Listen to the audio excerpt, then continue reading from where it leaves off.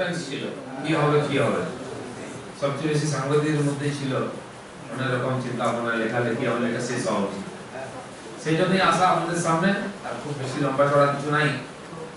আমাদের রাজ্য কমিটি যেটা প্রায় 1.5 বছর আগে তৈরি হয়েছিল, তার মধ্যে কিছু রদবদল করেছি আমরা। সবাই আছেন, কিছু স্থানের পরিবর্তন হচ্ছে, সেটা আমি আপনাদের সামনে রাখার জন্য এসেছি।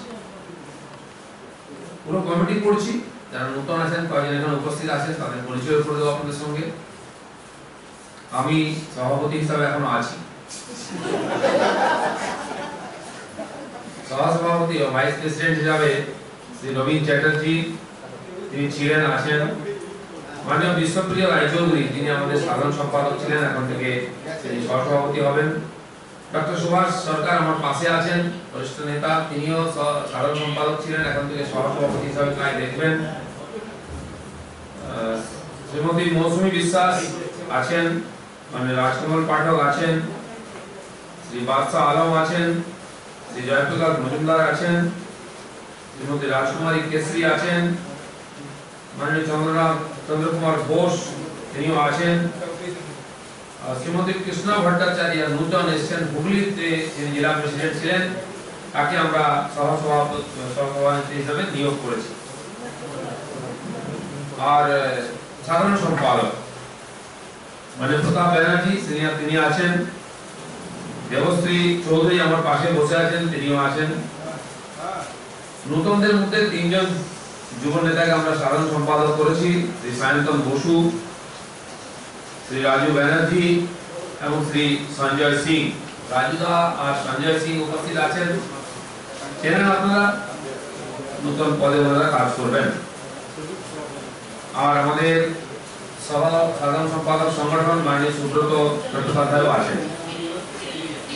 এবারে সম্পাদক হিসাবে যারা আছেন, কিছু রদবদল হয়েছে। শ্রী অমিতাভ রায়, অমিতাভ পেছনে আছেন, শ্রী মনোজ জিজ্ঞা তিনিও আছেন, শ্রী রিতেশ তিওয়ারি ছিলেন আছেন, শ্রী বিকাশ মোদী আছেন, শ্রী মনোজ বিশ্বাস আছেন। এছাড়া নতুন কয়েকজনকে আমরা সম্পাদক হিসাবে দায়িত্ব দিয়েছি। তার মধ্যে আমাদের কাউন্সিলর আছেন কর্পোরেশনের শ্রী বিজয় ওঝা, তিনিও আপাতত আমাদের রাজ্যের সম্পাদক হিসেবে কাজ দেখবেন। শ্রী রাজীব ভৌমিক পূর্ব বর্ধমান জেলার সভাপতি ছিলেন, এখন নদিয়া জেলার তিনি অবজারভার, তিনি সম্পাদক হিসেবে কাজ দেখবেন।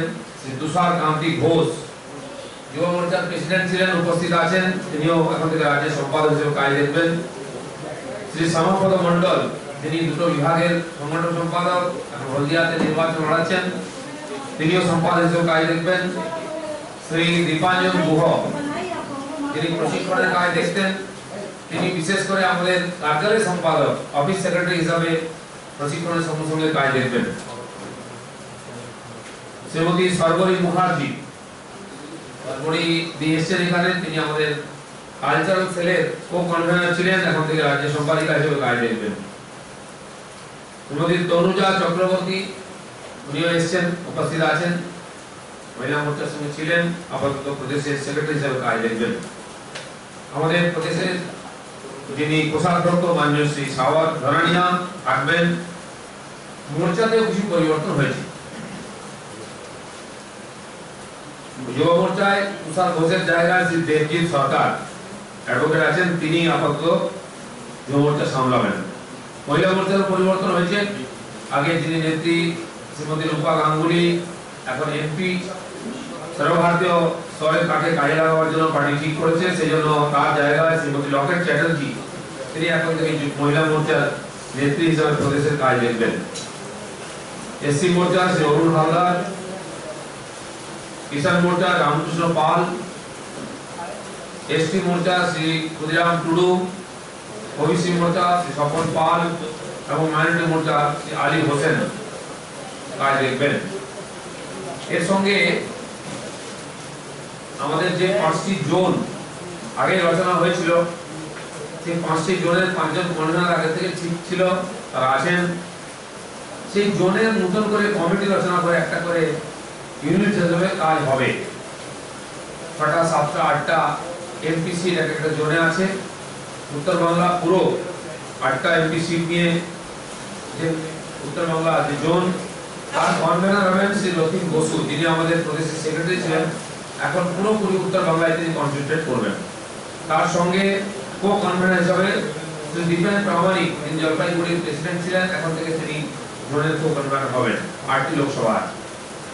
নবদ্বীপ ক্ষেত্র জোন, তার অবজারভার আছেন আমাদের রাজু ব্যানার্জি, কিন্তু সেই জোনের যিনি কনভেনার হবেন শ্রী বাপি মিত্র, আমাদের সহসভাপতি ছিলেন প্রদেশের, এখন থেকে ওই জোনের তিনি কাজ দেখবেন। এখানে 9টি লোকসভা আছে। কলকাতা ক্ষেত্র, তার কনভেনার শ্রী গৌতম চৌধুরী, আগে প্রদেশ সমিতির সদস্য এবং পশ্চিম মেদিনীপুর জেলার তিনি অবজারভার ছিলেন, এখন থেকে এই জোনের কনভেনার। সেই জোনের অবজারভার আছেন দেবশ্রী চৌধুরী। এখানে 7টা লোকসভা আছে। এবার দক্ষিণবঙ্গের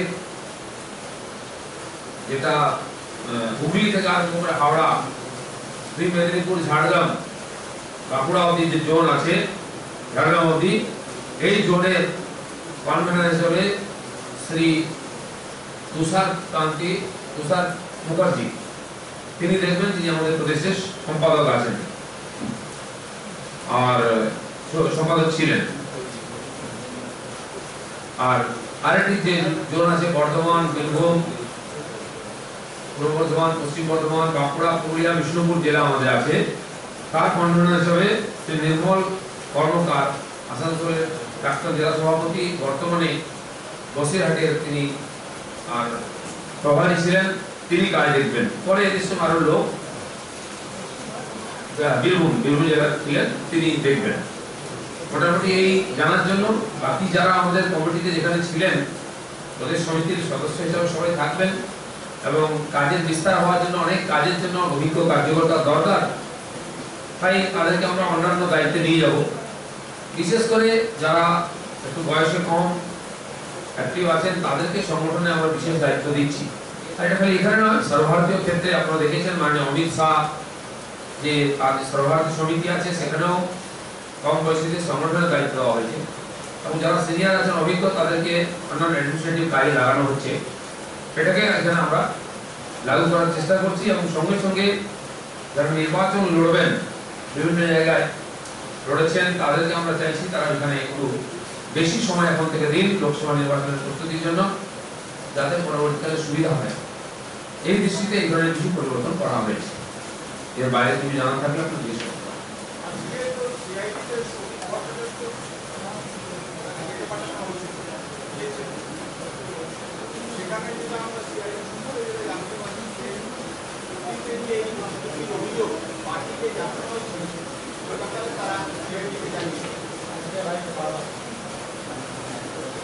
সিআইডি কাছে কি তথ্য আছে তারা দেখেছে, আর এছাড়া আমাদের আরো 2-3 জন ওখানকার যারা নেতাদের সিআইডি দেখেছিল তারা বলেছে, তারা উত্তর দিয়েছেন, সিআইডি সন্তুষ্ট। শ্রমিক বাবু নাম এসেছেন উত্তর করে নিয়ে গেছেন, নিশ্চয়ই তাদের এই সন্দেহ সেটা দূর করেছেন। কিছুটা এর সঙ্গে রাজনীতি আছে, আমরা জানি যে কোনো ঘটনায় একটা সিআইডি ইনকোয়ারি শুরু করা হচ্ছে, একটা কমপ্লেন করে সঙ্গে সঙ্গে সিআইডি শুরু হয়ে যাচ্ছে। আমাদের সর্বভারতীয় সাধারণ সম্পাদক, এখানকার প্রভারী মাননীয় কৈলাসজি, শ্রীমতী রূপা গাঙ্গুলি, এছাড়াও একাধিক নেতার পিছনে সিআইডি লাগানো হচ্ছে। এই জন্য যেহেতু সিবিআই ইনকোয়ারি হচ্ছে চিট ফান্ডে, বা ইডি ডাকছে নারদা কেলেঙ্কারির সঙ্গে যুক্ত যারা, আর একটা কাউন্টার দেওয়া যেটা করার চেষ্টা হচ্ছে রাজনৈতিক প্রতিহিংসা বশত। আমরাও আইনের দিক দিয়েও লড়বো, রাজনীতির দিক দিয়েও লড়বো, আগামী দিনে বোঝা যাবে কে ঠিক কে ভুল।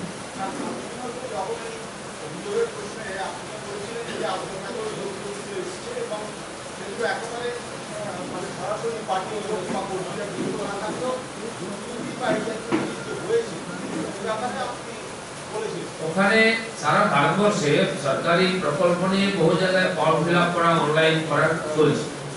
তার জন্য সামান্য টাকাও দিতে হয়, সরকার দেয়, সরকার বা ওখানে কিছু নেয় না। মানে কমপ্লেন এসে এই টাকা বেশি নেওয়া হয়েছে। কোনো পার্টির কর্মী নেননি, পার্টির কার্যালয়ে কোথাও এমন কোনো ঘটনা ঘটেনি। ইনকোয়ারি হয়েছে, জেলা প্রেসিডেন্টকে ডেকে তোলা, তার কথায় সন্তুষ্ট হয়ে তাকে ক্লিন চিট দিয়েছে। এছাড়াও কিছু কমপ্লেন আছে, সেটা সত্য মিথ্যা জানি না, অনেক কমপ্লেন আসছে, সেটা পুলিশ ইনকোয়ারি হচ্ছে, আমরা আশা করব সত্য সামনে আসবে। আর যদি এর মধ্যে রাজনীতি থাকে তার লড়াই আমরা তার করব।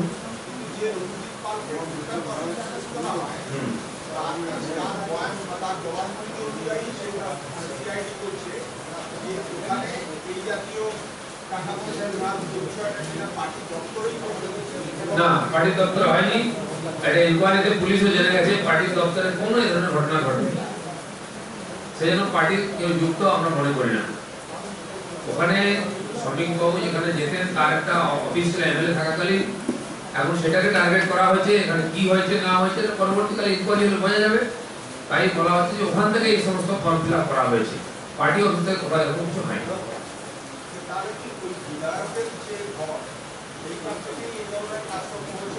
সেখান থেকে ফর্ম ফিল আপ কিছু হয়েছে রঞ্জিত বলেছে, কিন্তু প্রশ্ন হচ্ছে ফর্ম ফিল আপ করতে আপত্তি নেই, যে কোনো জায়গায় গ্রামে গ্রামে এজেন্সিকে তারা করছে। বক্তব্য হচ্ছে বেশি টাকা নিয়েছে, কত টাকা নিয়েছে কি ব্যাপার, যারা কমপ্লেন করেছে তারা তথ্য দেবে, প্রমাণ দেবে, তারপরে বিচার হবে।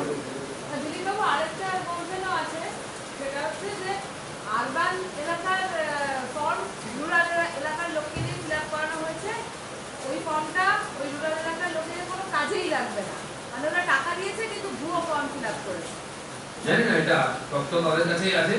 যেহেতু ইনকোয়ারি চলছে, ইনকোয়ারি যাবে, কেস হয়েছে, সেখানে প্রমাণ সহ ফয়সালা হবে, তাতে আমাদের আপত্তি নেই।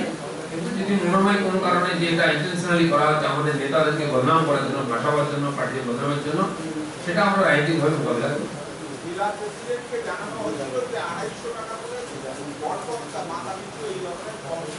জেলা প্রেসিডেন্ট এর সঙ্গে যুক্ত নেই, আমি নিজে ইনকোয়ারি করেছি, নিয়েছি, দরকার আবার করব। তাকে দুবার ডাকার পরে তার নিশ্চিন্ত হয়ে তাকে ক্লিন চিট দিয়েছেন। জেলা প্রেসিডেন্টকে জানানো হয়েছিল যে এই অভিযোগের ব্যাপারে, জেলা প্রেসিডেন্টকে যারা অভিযোগ করে তাদেরকে ধমক দেয় যে কয়েকজন এই ধরনের ঘটনা আচ্ছাদি ঘটনা। কি বলেছেন প্রশ্ন নাই, কি করেছে প্রশ্ন। জেলার প্রেসিডেন্ট বা জেলার কার্যালয় কোথায় এই সব যুক্ত না। ঠিক আছে, শ্রমিক ভট্টাচার্য এমএলএ থাকাকালীন যে পার্টি অফিসটা খোলা হয়েছিল সম্ভবত সেখান থেকে, পার্টি অফিস না, এমএলএ অফিস, সেখান থেকে হয়েছে। হ্যাঁ, সেখান থেকে কিছু ফর্ম ফিল আপ হয়েছে বলে, এবং যে রঞ্জিতকে ধরেছে সেও বলেছে আমি ওখান থেকে করেছি। এখন কি সত্য মিথ্যা অনেক রকম কথা চলছে, শ্রমিককে ডেকেছে, তিনি তার বলবেন, তার যা জানা আছে, বাকি ইনকোয়ারিতে বোঝা যাবে কি হয়েছে। প্রশ্ন হচ্ছে যে টাকা কত নিয়েছে, বেশি নিয়েছে কিনা, যে কমপ্লেন করেছে অধিক অর্থ নেওয়া হয়েছে, সেটা বলছেন ঠিক হবে, কি হয়েছে না হয়েছে। दिलीप दा, लॉकेट चटर्जी को महिला जो ब्रिगेड है उनका अध्यक्ष बनाया गया है रूपा गांगुली के जगह, इसका कारण है क्या है, थोड़ा विस्तार से बताएंगे। रूपा गांगुली जी पहले एमपी हैं और सर्वभारतीय नेत्री हैं, उनको दूसरे प्रदेश में भेजा जा रहा है, इसलिए पूरा समय नहीं दे पा रही है, इसलिए दूसरा किसी को जिम्मेदारी देना था। तो लॉकेट चटर्जी एक पॉपुलर लीडर है, हमारे देश है, उनको हमने महिला मोर्चा का प्रेसिडेंट बनाया। সিআইডি ডেকে পাঠানোর আগে তড়িঘড়ি সরিয়ে দেওয়ার মধ্যে কোনো কারণ আছে? তাকে তো সরানো না, তাকে সরানো হয়েছে, রূপা গাঙ্গুলিকে সরিয়ে লকেট চ্যাটার্জিকে আনলে পুরো কমিটি চেঞ্জ হয়েছে, তার মধ্যে রূপা গাঙ্গুলি দায়িত্ব আছে, সুভাষ সরকারকে আমরা দায়িত্ব পাঠিয়েছি। সংগঠনের কাজ চলতে থাকে, সিআইডি কাজ করবে, তিনি যেমন বলবেন, আমরা আমাদের কাজ করব। ओके, दादा, आपको पता होगा कि ममता बनर्जी ने अभी दिल्ली के लिए रवाना हुई है बिकॉज प्रेसिडेंट जो ओथ है उसमें पार्टिसिपेट करने के लिए। थोड़ी देर पहले उन्होंने एयरपोर्ट में ये कहा है कि ये जो फ्लड सिचुएशन अभी बना है पूरी बंगाल में, इसका कारण झारखंड है। उसके लिए बीजेपी जिम्मेदार है? नहीं, वो कह रहे हैं कि बीजेपी तो नहीं कह रहे हैं, वो कह रहे हैं कि झारखंड जिम्मेदार है, कि झारखंड जो स्टेट है वो बिना बताए जो है पानी जो है रिलीज कर दिया। ये बात सही है कि बंगाल में जो कुछ भी उल्टा सीधा होता है उसके लिए ममता बनर्जी छोड़कर के बाकी सब जिम्मेदार है।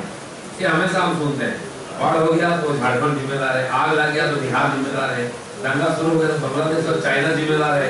यहाँ की सरकार, टीएमसी पार्टी और ममता बनर्जी छोड़कर के बाकी सब जिम्मेदार है।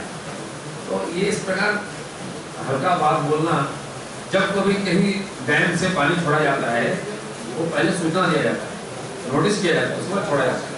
डैम का कैपेसिटी है, उसके ऊपर ज्यादा पानी आएगा तो छोड़ना ही है, और इसी आधार पर हुआ है। तो आपको नहीं आता किसी चीज को कंट्रोल करना, दूसरे को दोषारोप करते हैं, तो उससे क्या होता है, अपना पैसा ही हल्का हो जाता है।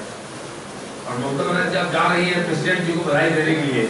जब उनका नाम आया था तो बोले थे कौन है रामनाथ कोविंद, जानती भी नहीं थी। लेकिन जहां चुनाव हो गया सबसे पहले बधाई देने वाले ममता बनर्जी हुई जीतने के बाद। विचित्र बात है, कभी इधर बोलते हैं कभी उधर बोलते हैं। मुझे लगता है कि आप सीधा रास्ते बना ही जाएंगे।